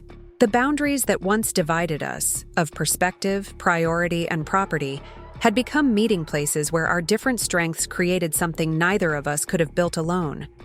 As visitors streamed into the center to explore the exhibits, attend workshops, and walk the interpretive trails, Becky and I stole a quiet moment in the small office we shared at the back of the building. On the wall hung two items that framed our journey: the original survey map that had revealed the true property boundaries and exposed Becky's manipulation, and beside it, our grandfather's hand-drawn master plan that had validated our eventual vision. "From deception to collaboration," Becky mused, looking at the documents. "Not the path I would have chosen, but I'm grateful for where it led." "The best boundaries aren't walls," I replied, echoing a phrase that had become something of a motto for our center. "They're places where different ecosystems meet and create something richer together." Later that afternoon, as the day's formal activities wound down, we walked to the ridge overlooking the property. The education center stood as a testament to thoughtful development, integrated harmoniously into the landscape rather than imposed upon it. Beyond it, the selective harvest areas in my portion showed healthy regrowth, demonstrating sustainable forestry practices. On Becky's acres, the small cluster of eco-cabins she had begun developing complemented rather than competed with the natural surroundings. And at the center of it all, the farmhouse and surrounding 30 acres in the family trust remained unchanged, anchoring the property in its history while the edges evolved. Our grandfather's vision of balance between preservation and progress, between individual ownership and family legacy, had found expression in ways neither he nor we could have fully anticipated. "What's next?" Becky asked as we looked out over what we had created together. "Curriculum development for fall programs," I began practically, then caught her meaning. "Oh, you mean bigger picture?" She nodded. We've accomplished what we set out to do here, but I feel like this is just the beginning of what we could do together." She was right. Our collaboration had proven more successful than either of us had imagined. The skills we had developed in joint planning, balanced development, and harmonizing different perspectives had applications beyond our family property. Johnson Sisters Land Management could offer consulting services, I suggested, helping other landowners develop their properties thoughtfully, especially family lands in transition between generations. "Exactly what I was thinking," Becky agreed. "We've lived through exactly the challenges many families face. Different visions for shared legacy, balancing conservation with financial needs, navigating the emotional aspects of land decisions." As the sun began to set over the Johnson property, casting long shadows across land that had sustained our family for generations and would now educate and inspire the broader community, I felt a profound sense of gratitude for the survey that had seemed so devastating when it first revealed Becky's deception. That technical document, with its precise measurements and boundary descriptions, had ultimately led us to rediscover boundaries of a different kind, not as lines of separation, but as zones of interaction where the most interesting possibilities emerge. The sister who had once tried to claim more than her fair share of our inheritance had become my most valued partner in creating something far more significant than either of us had initially imagined. Together, we had honored our grandfather's legacy not by preserving it exactly as it was, but by allowing it to evolve into something new that maintained his core values while meeting contemporary needs. As darkness fell and lights came on in the education center below us, Becky and I turned toward home, walking the property line between our separate parcels, a boundary that now connected rather than divided us. Up next, you've got 2 more standout stories right on your screen. If this one hit the mark, you won't want to pass these up. Just click and check them out.